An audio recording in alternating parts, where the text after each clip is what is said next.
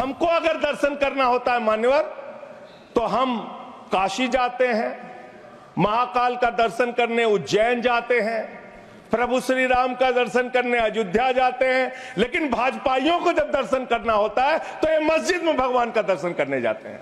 ये भारत खोदो योजना चला रहे देश में, भारत खोदो योजना। अगर इतना ही खोदना है, कल को कोई आके दावा करेगा संसद को खोद दो, कम से कम प्रधानमंत्री की डिग्री मिल जाएगी। हमारा संविधान कहता है सेकुलरिज्म की बात, धर्मनिरपेक्षता, जिसका खुलेआम आप विरोध कर रहे हैं। ये एक ऐसी सरकार है, हमारे प्रधानमंत्री जी भारत के संविधान पे शपथ लेकर देश के प्रधानमंत्री बने। यहां पे बैठे हुए सांसद संविधान की शपथ लेते हैं, मंत्री संविधान की शपथ लेते हैं, लेकिन संविधान में लिखी हुई बातों को नहीं मानते। धर्मनिरपेक्षता से इनको मतलब नहीं है। हमको अगर दर्शन करना होता है मान्यवर, तो हम काशी जाते हैं, महाकाल का दर्शन करने उज्जैन जाते हैं, प्रभु श्री राम का दर्शन करने अयोध्या जाते हैं। लेकिन भाजपाइयों को जब दर्शन करना होता है तो ये मस्जिद में भगवान का दर्शन करने जाते हैं, मस्जिद में भगवान का दर्शन करने जाते हैं। मस्जिद में मंदिर खोज रहे हैं पूरे देश के अंदर। तो इसलिए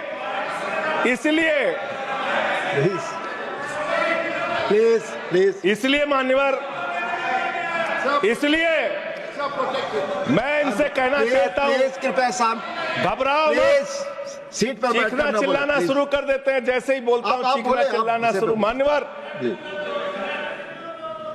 ये भारत खोदो योजना चला रहे देश में, भारत खोदो योजना। अरे मैं कहता हूं अगर इतना ही खोदना है, कल को कोई आके दावा करेगा संसद को खोद दो, कम से कम प्रधानमंत्री की डिग्री मिल जाएगी। उसका तो पता चल जाएगा कहां है, संसद खोद दो। ये भारत खोदो योजना बंद करो, इससे देश का विकास होने वाला नहीं है। आपने शिक्षा में क्या हालत की देश की। माननीय शिक्षा मंत्री जी यहां पे बैठे हुए हैं, मैं बताना चाहूंगा शिक्षा के स्तर को आपने कहां पहुंचा दिया। 11 लाख, अरे क्या क्या यहां बोला गया, मैंने खूब सुना है, आप ही लोगों से सीखा है। 11 लाख बच्चों को सरकारी स्कूल से दूर किया गया, 11 लाख बच्चों को।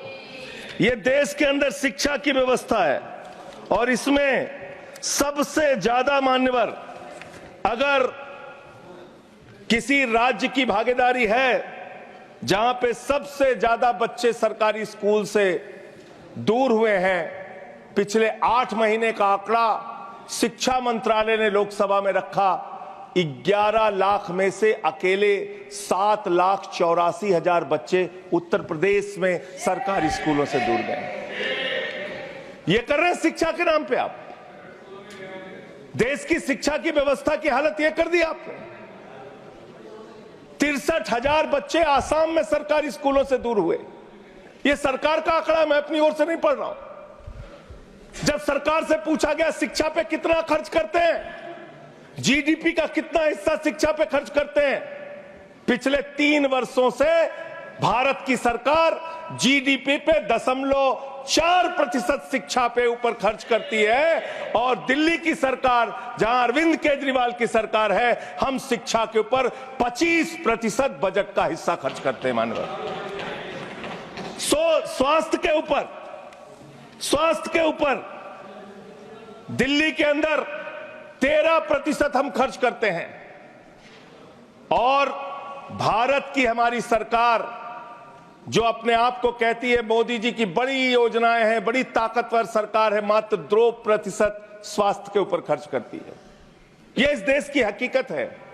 कैसे समानता आएगी, कैसे संविधान में लिखी हुई बातों की सुरक्षा हो पाएगी। मैं दिल्ली की बात करूं, अगर एक राज्य सरकार दिल्ली के लोगों ने भी चुना, जिसको आप चलने नहीं देते, बार बार उसके ऊपर रोक लगाते हैं, लेकिन उस राज्य सरकार के काम क्या हैं वो आपको जानना बहुत जरूरी है। एक ऐसी सरकार जिसने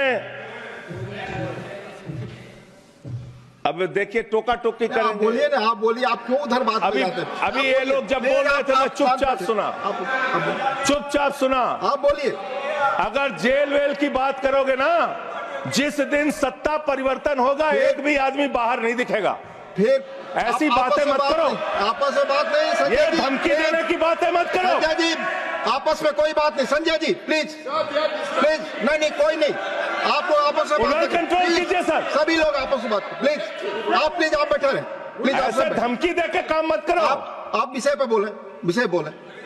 अडानी की दलाली करने वाली सरकार हमसे सवाल कर रही है। विषय पर संजय जी जो विषय बोलेंगे ये भ्रष्टाचार पे बोलेंगे, विषय पर बोलिए प्लीज, विषय पर बोलिए प्लीज। अडानी की दलाली करने वाले लोग हमसे सवाल करेंगे। मानिए मुझे लगता है कि संजय जी अपना आपा खो गए हैं और उन्होंने अपनी शब्दावली को ध्यान में रखना चाहिए और ये जो उन्होंने शब्द वाक्य इस्तेमाल किया ये एक्सपंज होना चाहिए। प्लीज आप बोले, प्लीज प्लीज प्लीज बैठ। सर बोलिए, मैं दिल्ली के काम बता रहा हूँ। आप दिल्ली का काम बताइए, आपस में दिल्ली की सरकार ने क्या किया है संविधान की रक्षा के लिए? टीका टिप्पणी ना करें। दिल्ली की सरकार ने क्या किया है इस देश के नागरिकों को मजबूत बनाने के लिए? दिल्ली की सरकार ने क्या किया है शिक्षा और स्वास्थ्य पे काम करने के लिए? दिल्ली की सरकार ने क्या किया है बाबा साहब के लिखे गए एक एक शब्द को जमीन पे उतारने के लिए? दिल्ली के अंदर शिक्षा में हमने 25% खर्च किया, स्वास्थ्य में हमने 13% खर्च किया, दिल्ली में हमने बिजली फ्री दिया। पूरे देश में पहली सरकार है जो बिजली फ्री देने का काम करती है। दिल्ली के अंदर केजरीवाल जी ने 200 यूनिट बिजली फ्री, 400 यूनिट बिजली आधे दाम पे दिया। दिल्ली के अंदर केजरीवाल की सरकार ने इलाज मुफ्त किया, पानी मुफ्त दिया। दिल्ली के अंदर सीट पर बैठकर बुजुर्गों को तीर्थ यात्रा, माननीय मंत्री, बुजुर्गों को तीर्थ यात्रा कराने का काम किया, बुजुर्गों को तीर्थ यात्रा कराने का काम किया दिल्ली की सरकार ने। दिल्ली की सरकार ने माताओं बहनों के लिए बस की यात्रा फ्री करने का काम किया और अगली योजना आ रही है, दिल्ली में केजरीवाल मुख्यमंत्री बनेंगे, दिल्ली की महिलाओं को 2100 रुपए हर महीने उनके खाते में पहुंचाया जाएगा। हम महिला को सशक्त करेंगे, मजबूत करेंगे।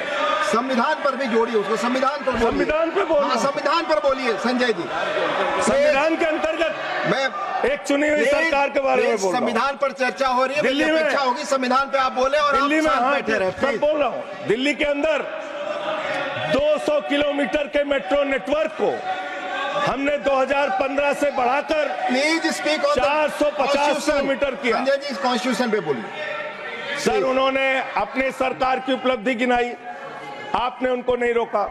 प्लीज, अगर हम दिल्ली में एक चुनी हुई सरकार के काम को बता रहे हैं, हम सबसे आग्रह कर रहे हैं अपने विषय पर बोलिए। जिस राज्य से मैं चुना गया हूं आपसे भी कर रहे हैं, उस राज्य में क्या काम हो रहा है, क्या ये देश इनको दर्द क्यों हो रहा है? प्लीज विषय संविधान पर चर्चा, तकलीफ क्यों हो रही है? संविधान पे चर्चा हर सदस्य से, इनको तकलीफ क्यों हो रही है? हर सदस्य से हम अपेक्षा करते हैं संविधान पर बोले। तो दिल्ली में प्लीज जेल 3 घंटे ईडी सीबीआई दे दो, सबको भेज दूंगा। चलो दे दो ईडी सीबीआई। आप बोलते हैं, प्रमोट करते हैं, आप इसे पर बोलिए। ये सब चीजें नहीं जाएंगी, ये सब चीजें नहीं जाएंगी रिकॉर्ड पे। प्लीज, वो बोल रहे हैं जेल क्यों आपस में बात न करें, आप बोले संविधान पर। आप प्रोग्राम को आपस में बात न करें प्लीज, प्लीज। आप इस तरह टिप्पणी नहीं कर सकते माननीय सदस्यों पर, वो चीजें रिकॉर्ड में नहीं जाएंगी। इस तरह की टिप्पणी सदस्यों पर एक दूसरे पर करना, प्लीज आप विषय पर बोले। सर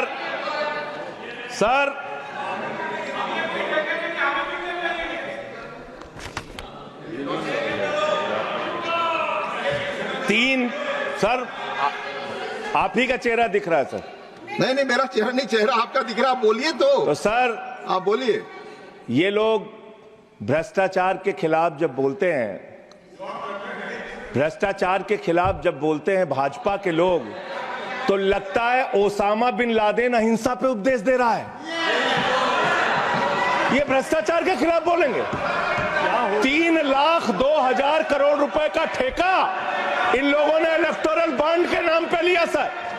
3,02,000 करोड़ रुपए का ठेका इन लोगों ने इलेक्टोरल बॉन्ड के नाम पे बोलिए दिया है। विषय पर प्लीज। विषय पर बोलिए।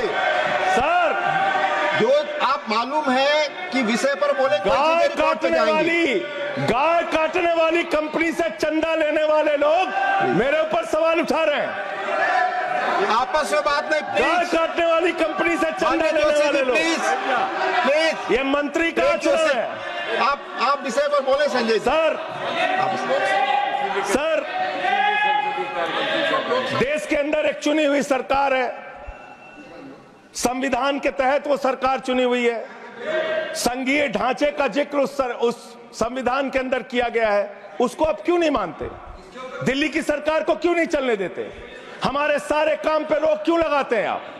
आपने सबसे बेहतरीन देश की काम करने वाली सरकार, एक ऐसी सरकार, जब अमेरिका के राष्ट्रपति की पत्नी हिंदुस्तान आई तो मोदी जी ने पूरे देश का हवाला दिया। गुजरात का स्कूल देख लो, मध्य प्रदेश का देख लो, उत्तर प्रदेश का देख लो, हरियाणा का देख लो। उसने कहा हमें केजरीवाल का स्कूल देखना है, मनीष सिसोदिया ने जो स्कूल बनाया है वो स्कूल देखना है। ये काम हमने किया। आज दिल्ली के स्कूल मॉडल की चर्चा पूरी दुनिया में हो रही है, अस्पताल के मॉडल की चर्चा पूरी दुनिया में हो रही है। ये मंत्री है सरकार के।